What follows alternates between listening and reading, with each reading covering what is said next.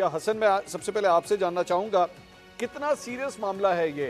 Akbar S Babar साहब की जानिब से जो दरख्वास्त जमा करवाई गई है, क्या पाकिस्तान तहरीक इंसाफ को परेशान होना चाहिए या ये रूटीन मैटर है, इंट्रा पार्टी इलेक्शंस के बाद एतराज़ात आते हैं और लोगों ने भी किए हैं, या ये वाकई सीरियसली लेने की ज़रूरत है पीटीआई को?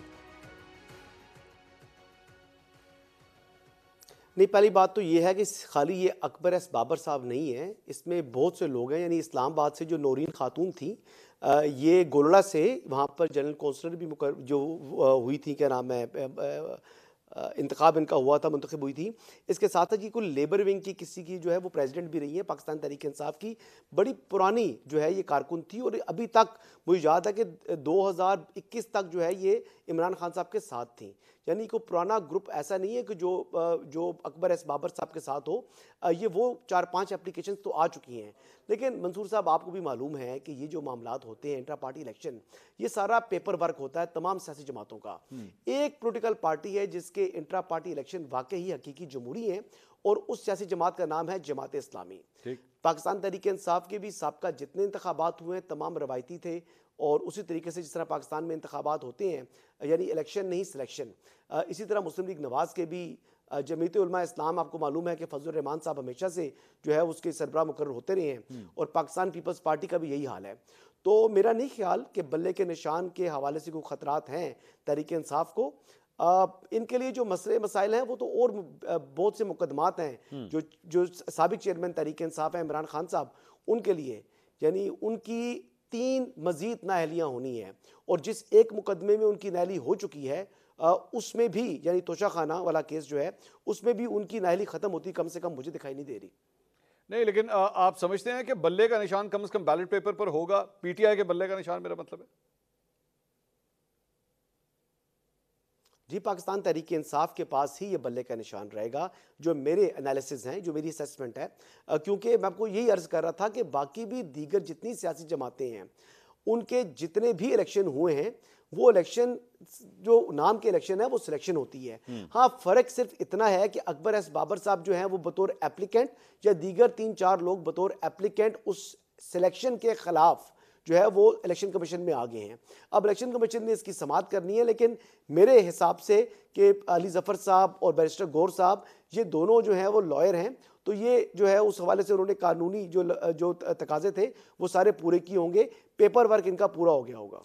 अतर काज़मी साहब, मेरे ख्याल में बल्ले के हवाले से तो फिर अगर हसन साहब ये खबर दे रहे हैं तो फिर काफ़ी हद तक सेफ है पीटीआई इस मामले में। लेकिन एक और केस की समाअत आज जो हुई है, जो मुबैना तौर पे इद्दत के दौरान निकाह का जो केस है, जो इमरान खान साहब और उनकी एहलिया के ऊपर इस वक्त चल रहा है, खावर मालिका की जानिब से जो फाइल किया गया है, उसमें बड़े काबिल एतराज़ किस्म की गवाही आज रिकॉर्ड करवाई गई खावर मालिका के मुलाजिम की जानिब से।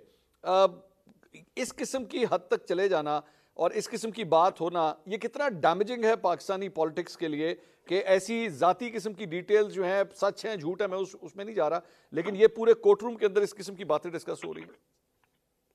बड़ा अनफॉर्चुनेट है टू बी ऑनेस्ट, लेकिन पहली बार नहीं हुआ इस तरह की। माजी में भी देखें इल्जामात लगते रहे मुख्तलिफ शख्सियात के ऊपर।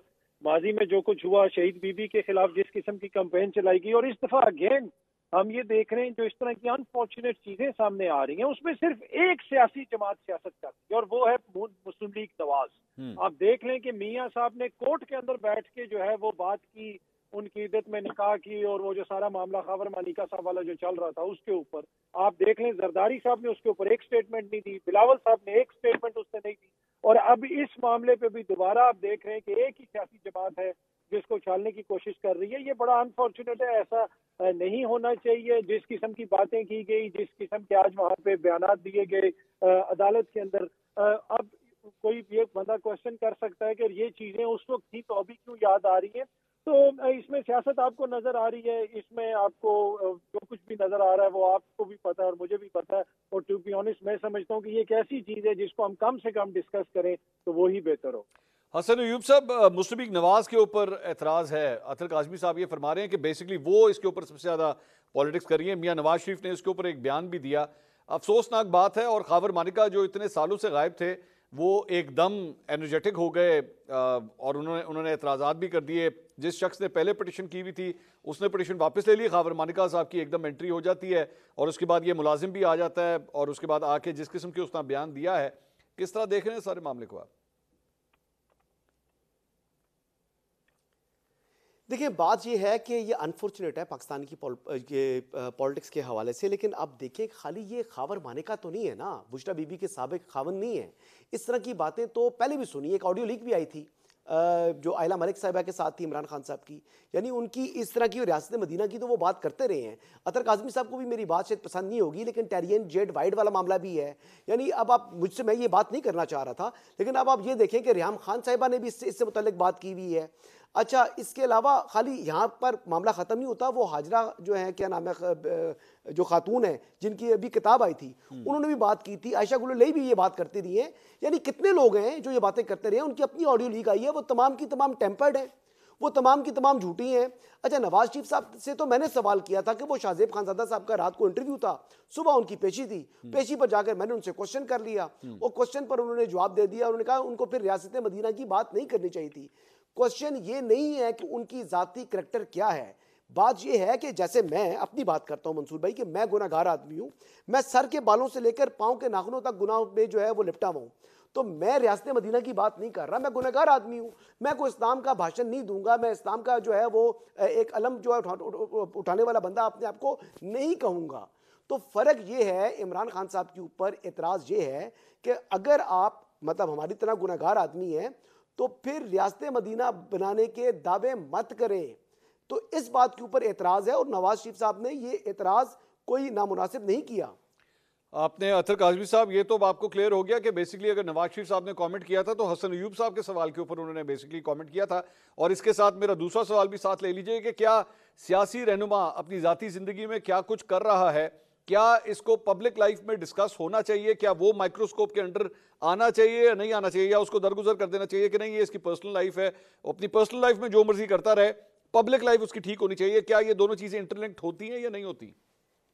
देखें, ऑब्वियसली जो भी पब्लिक फिगर हो उसकी लाइफ तो डिस्कस होती है, लेकिन जो 3.5 साल वो इस मुल्क के वजीर आजम रहे, तो उस हवाले से हमें बताया जाए कि उन्होंने कहाँ पे क्या नुकसान पहुंचाया, कहाँ पे क्या कुछ किया, क्या करप्शन की। ये शुरू तो ये हुआ था ना कि लुट के खा गए पाकिस्तान और ये और वो, और आखिर में आप उनके पेशाब के नमूनों पे और उनके बेडरूम के ऊपर आप जो है वो सियासत, सहाफत सब कुछ चल रही है। तो वाजे नजर आ रहा है कि और कुछ मिल नहीं रहा। जहां तक हसन अयूब साहब के सवाल करने का ताल्लुक है, देखिए वो तो सहाफी हैं, उन्होंने तो करना है सवाल। सहाफी तो सब लोगों से सवाल करते हैं, पर मेरा कहने का मकसद ये है कि इसके ऊपर सिर्फ एक ही जमात की तरफ से आपको रद्द अमल मिल रहा है। अब दीगर जमातें भी तो हैं, वो भी तो ये सब कुछ देख रही हैं। तो ये बड़ा अनफॉर्चुनेट है, और ये जिस किस्म की सियासत को और जिस तहज पे हम ले आए हैं, और आज वो जो गवाह था लतीफ साहब जिन्होंने आके जिस किस्म की गवाही दी, वो भी हमारे सामने है। अब हो सकता है कोई बड़ा सहाफी उसका इंटरव्यू करे तो कोई मजीद चीजें सामने आए, अभी तक तो जो कुछ भी है वो आपके भी सामने है। अच्छा साहब, ये थोड़ी देर पहले जितनी खवातीन का नाम अभी हसन अयूब साहब ले रहे थे, अब इसके अंदर उन्होंने ये भी कहा कि ये कोई एक केस नहीं है, इस तरह के बहुत से केसेस हैं और ये सारी चीज़ें खान साहब के साथ ही जाके कनेक्ट होती हैं। तो इस पे कहीं ना कहीं तो वो कहते हैं ना, wherever there is smoke there is a fire. तो कुछ ना कुछ तो ऐसा है कि जिसकी वजह से बार बार एक किस्म के इल्जामात ही बार बार सर उठा रहे हैं। देखिए, ये तो इल्जामात लगाने वाले ही बता सकते हैं, या जिसके ऊपर इल्जाम लग रहा है वही बता सकता है। लेकिन मेरे कहने का मकसद ये है कि क्या उनके ऊपर इन इल्जामात के अलावा और कुछ नहीं है? 3.5 सालों में उन्होंने कुछ और नहीं किया। दूसरी बात ये है, लेकिन जो पब्लिक फिगर है वो सियासत के अंदर हैं, उनसे हमने जवाब लेना है उनकी सियासत का। हाँ, जाती जिंदगी में अगर उनको कोई मसला है, उनकी शादियां ज्यादा हैं, तो यहाँ पे कितने सियासतदान हैं जिनकी 3-3 शादियां हैं, 4-4 तलाकें हैं, 5-5 शादियां हैं, किससे शादी की है, वो सब कुछ है। या तो फिर हम ये फैसला कर लें कि हमने यही चीजें डिस्कस करनी है कि किस सियासतदान ने किस सहाफी को फोन लेने की ऑफर की, किसने क्या किसको क्या कहा, या तो फिर हमने यही डिस्कस करना है तो हम डिस्कस करें। तो अनफॉर्चुनेटली हमें ये डिस्कस करना है जो हम डिस्कस नहीं कर रहे, और वो है कि मुल्क की सियासत आगे किस तरह लेके चलनी है, मसाइल उन्होंने क्या पैदा किए, इकोनॉमी को उन्होंने किस तरह बर्बाद किया 3.5 साल में, या किस तरह बेहतर किया। जो असल मसाइल है उसके ऊपर तो बात ही नहीं हो रही।